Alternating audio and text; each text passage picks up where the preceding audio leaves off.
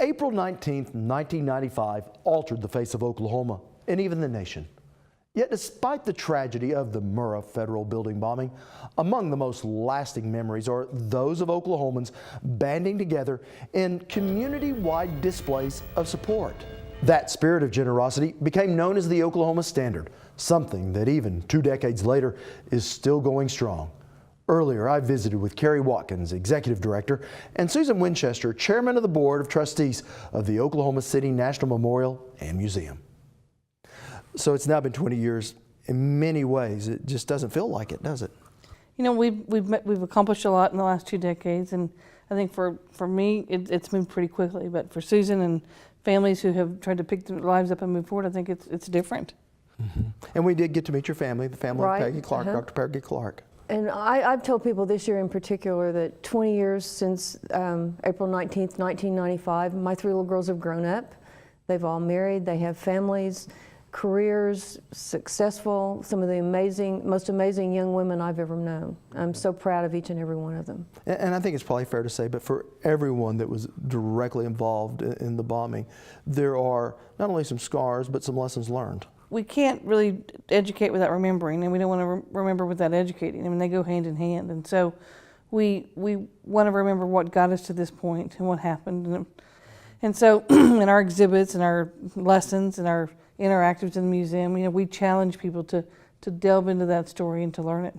Mm-hmm. And despite the evil that we saw there, we've seen good come of it. And I just can't help but notice the buttons that both of you are wearing. It has the OS for the Oklahoma Standard.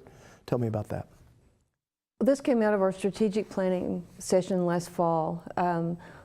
One of the members of the board moved to Oklahoma from another state and was so impressed with with who we are, the values that we have, the way we respond, and pointed out to us in so many ways you don't recognize what you have, how truly special you are. That's something that you need to never forget, to instill in those that were not here, and that not here either because they were too young or because they've moved here, and make it a part of the culture that lives on forever.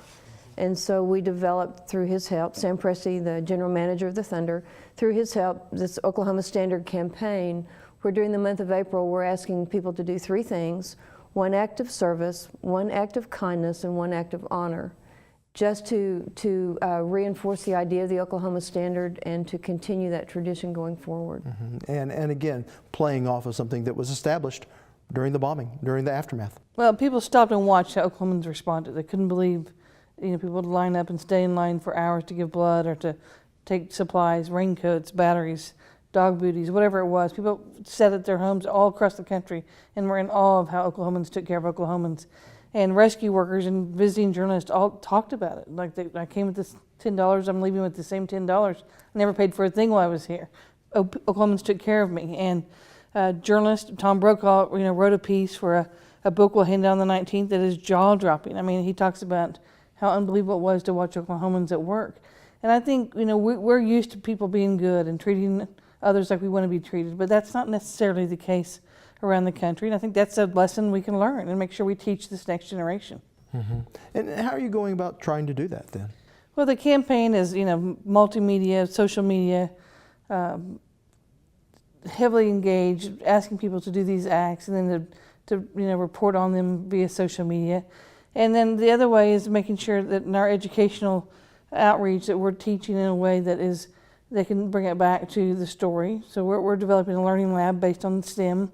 And so we'll have the lessons of forensics, environment, structural engineering, many other lessons that will bring you back to the event of 1995 and the lessons learned from it.